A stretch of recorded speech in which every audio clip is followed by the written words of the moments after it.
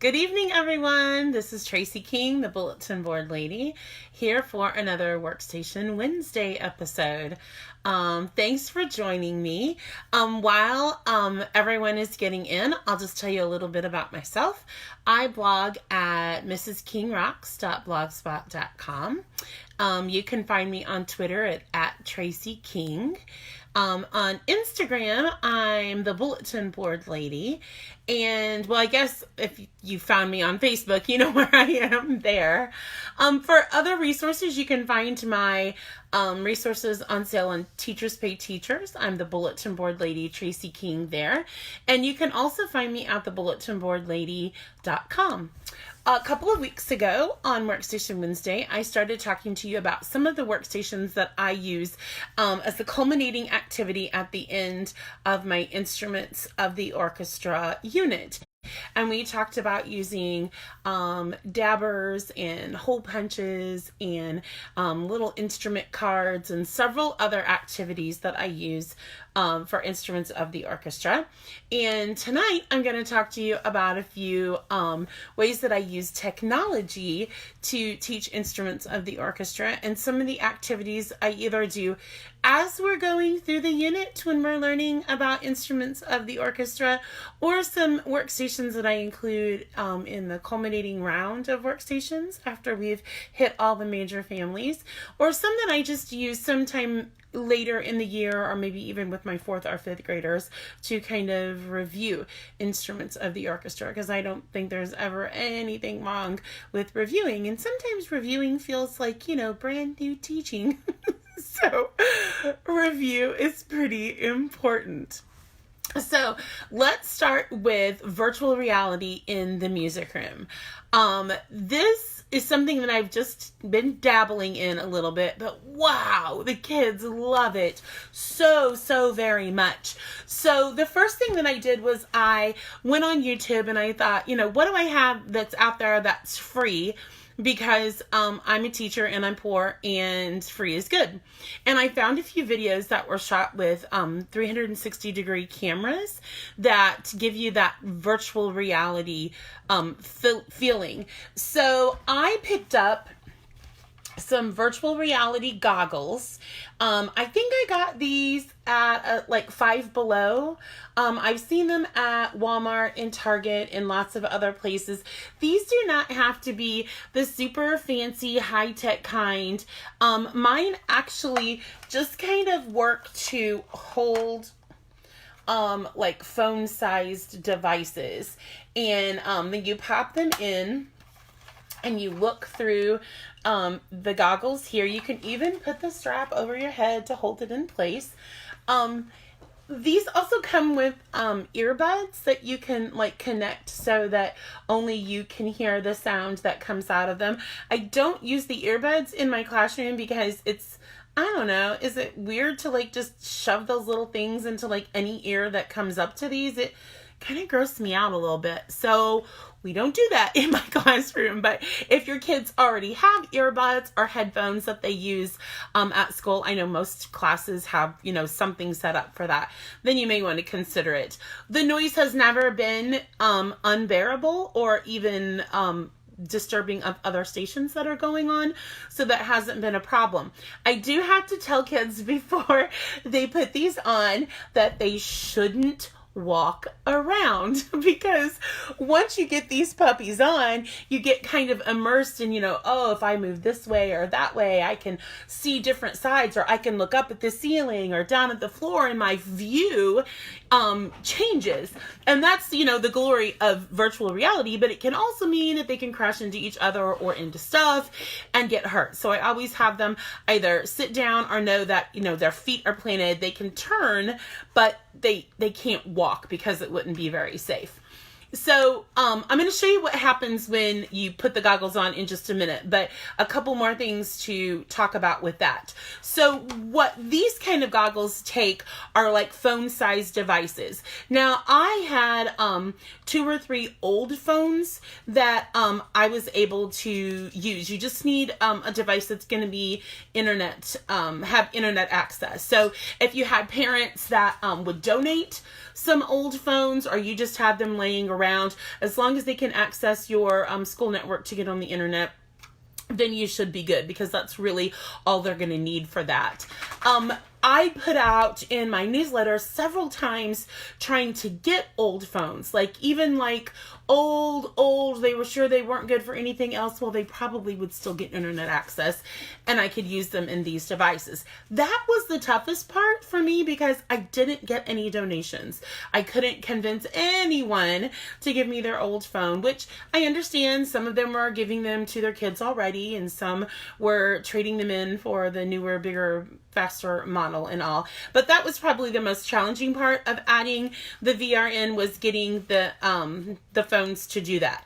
Now, the good news is that you don't have to use these goggles, and you don't have to use the phone devices to still experience virtual reality. Now, this helps because it blacks everything else out, and it gives you a much stronger experience, but you don't have to use the goggles and the phone if you don't want to. I was able to scratch up enough because I was doing it as a workstation. I only needed 4 or 5 at a time. And so I was able to come up with 4, one that was really cracked, 3 that were just old but still had internet access, and then I put my current phone in one of them as well, just so I had enough for the groups that rotated that had 5.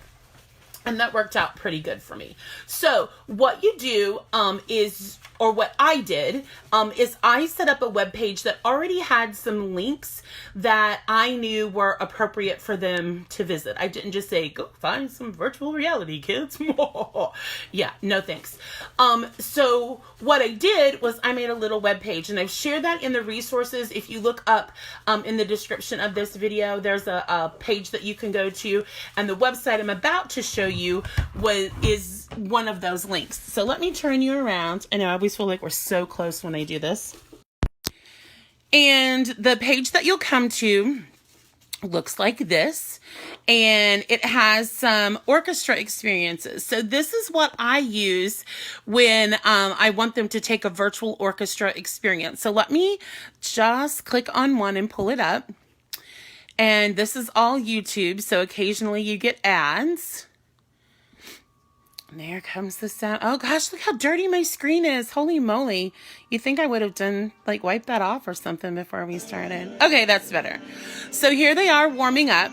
You'll notice up here in the corner, if you click on that like I am, you can move around the room. You can look up at the ceiling, and you can look down. You can go back over this way. So this gives the kids kind of an option. You can even click on the video and just drag it up and down and wherever you want to go with that. So you can even give the kids that option on their Chromebooks if that's what your district has. I have found that it works just as well on tablets. So if you have iPads for your classroom, that works really good as well, because you can just hold the iPad and then you can move it left or right, and it lets them zoom around and take a look at the orchestra, or up at the ceiling, or down at the floor. Now, what it doesn't do, which a lot of other virtual reality devices do, it doesn't let you go into the orchestra, because when that camera has been recording, you're really kind of set at what the camera sees in a 360-degree shot. So you can't really dive in and see, what's sticking out of the celloist's pocket or anything like that. But it is a great experience, and it does get the kids to be able to see and hear those instruments that we've been studying about. Now, a little bit lower on that same webpage, I list a few songs from some musicals, and then there are some that are just for fun. Like there's a roller coaster that you can get on, and I tell the kids after they've gone to the orchestra and listened that they can choose one of the fun ones or another one to do, and they really, really, really enjoy that. For most all of my students that have worked with virtual reality in my classroom, that it's been usually their first experience. So this is kind of a fun way to introduce them to that, and to do it in a really musical way. So, I challenge you to try that out. Again, you don't have to have the goggles to make it work. I like that experience better, but you can totally do it with just an iPad, or you can even do it on a Chromebook or another kind of laptop. With the laptops, you'll probably have to click and drag the mouse or use that little wheel up in the top corner. So another activity that I like to do with my kiddos that uses technology and talks about instruments of the orchestra is actually a Google Slides activity. It's posted in my store, and it's posted at the link that's up above. With this activity, students, you send it to them, or, well, let me tell you what I do. I send it to them in their Google Classroom because I've set up a classroom for music. So I send this file to them. You have permission to copy it, to use it with your students. And then they complete whatever pages I've assigned or whatever pages I've sent to them, and then they can send it back to me. So let's turn around. Hello. Let's turn around again and take a quick look. So you are using Google Slides, which is just like PowerPoint. Well, just like, it's like PowerPoint's like cousin. And you're using it in edit mode. So you're not going to do like slideshow, view show. You're actually going to use it in edit mode. And then in many of the activities, students drag the instrument. Oh, I didn't get a good grip.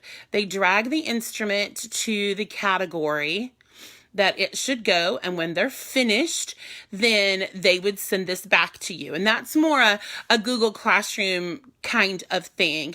There are lots of tutorials if you're excited to try this, but you don't know a lot about Google Classroom. I am definitely not a Google Classroom expert, but there are lots of tutorials online, or there are probably resource people in your building that can really help you become more comfortable with that. Another one of the activities lists all of the instruments in the 4 families. I do know that some folks use a keyboard family, but I don't. There are activities where kiddos drag the name of the instrument and label the instruments that are there, and you're just clicking and dragging to label those. There are options for typing in the names. If you are really working on spelling and you want the kids to be able to spell the names, that's something that's important to you, then these activities are good too. So they just go through and they type the name of the instrument, and once that page is done, they send it back to you through Google Classroom. And this is a great way for assessment. It's a great way to integrate technology. And man, my kiddos just love using this. So for me, it started out as an experiment to, can I really make this work? So I started with a really great class, and it went well. And I can use it with other classes now because I feel more confident about how, I'll send and receive files. And this is such a great, quick way for assessment. It just takes a couple of seconds to grade, and you have assessment on that. So I'd also like to share a couple of apps that I love using that help teach instruments of the orchestra. And some of them even do a quiz. So I'm going to turn you around again to my iPad. I know we're so close. Hello. All right. And the first one that I'm going to show you is Tiny Orchestra. And I should probably turn that down a little bit. So Tiny Orchestra gives you an opportunity to learn about the instruments of the orchestra. Actually, not just the instruments of the orchestra, but lots of different instruments. And you can click on them, and then you can hear the sound. You can also, that's where you learn about the instrument. You can also do a little quiz. I know it takes forever to get this guy going. Do a little quiz to see what instruments you hear. This is so fun, even for grown-ups. So what happens is that they're going to play, and I'll let you hear that. So I'm going to get it wrong. That's the harp, but I'm going to say it's this. Oh, no. And then you can choose whatever instrument you heard, and you can go through. If you get it wrong or you get it completely wrong, then you can try it over again. and it keeps track of that assessment for you. So that is super fun. When I've used that before, I've had kids come up and show me their score at the end of it. Another thing Tiny Orchestra does is kind of like, do you know that app Incredibox? Which, oh my gosh, I could just go on for years about how much my kids dig that. This is kind of like that in that you drag your players and they start playing like in a loop. So all of the parts layer on top of each other. And you can make whatever kind of group you want. And they all just kind of join in together. And that lets kids experience those sounds and put, a visual with the example that they're hearing. So that is Tiny Orchestra. It is $2.99 in the App Store, as is this app called Meet the Orchestra, and it's also $2.99 in the App Store. So it has two options for you. The first one is Learn, and then you can touch any instrument, and it'll tell you just a bit.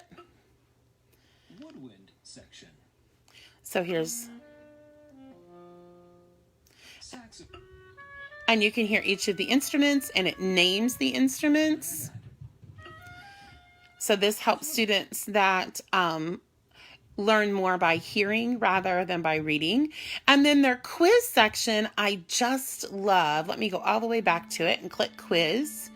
So you can do a couple of different quizzes for this. You can do Find by Appearance. This is pretty much like the Google Slides. Sorry, that sound was my dog running in and out. So it says to tap the viola. So you're just getting a name and you're matching that instrument with the name that they give.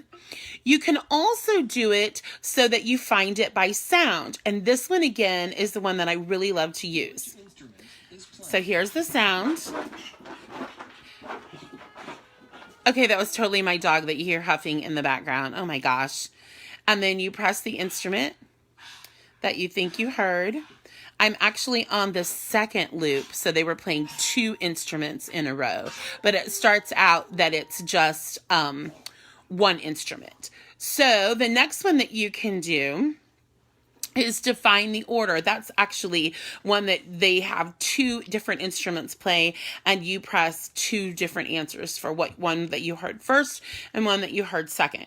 And this last one is just matching pairs, and that's just like the memory game that you would play. So that one is called Meet the Orchestra.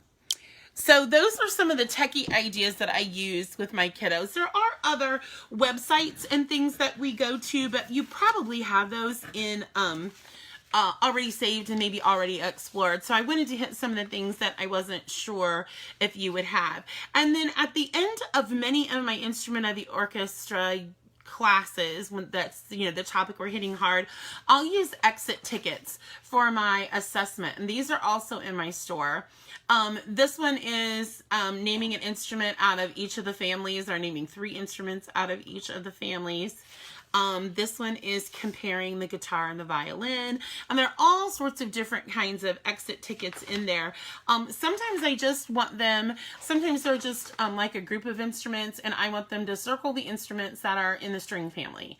It's a quick assessment, and it lets me know, all right, are we hitting what we need to hit, or how is that all working out?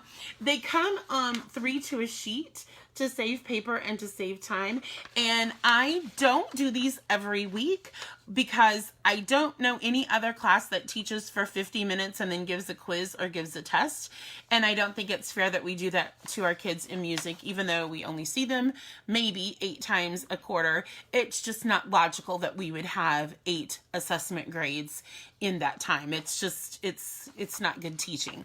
But this formative assessment kind of gives me a snapshot of where the group is and lets me know, all right, can we really take this week week to do a round of workstations, or do I need to be one of the workstations so I can really work with some kids one-on-one, or what is it that I'm going to do? So I hope you'll take a look at those if you're looking for some quick ways to add assessments to your instrument of the orchestra unit. So I hope that this has helped you. I hope that you will try virtual reality, or maybe the Google Slides, or maybe some of the apps that I showed you, and that they will really, really set your kids on fire for wanting to know more about instruments and how they're made and how they sound and what families they belong to. And I hope that this makes your life just a little bit easier. If you have any questions, drop them in the comments, or find me at one of those social media outlets and message me there, and I would be more than happy to answer any questions that you have, or just cheer you on as you try some of this out. All right, until next time.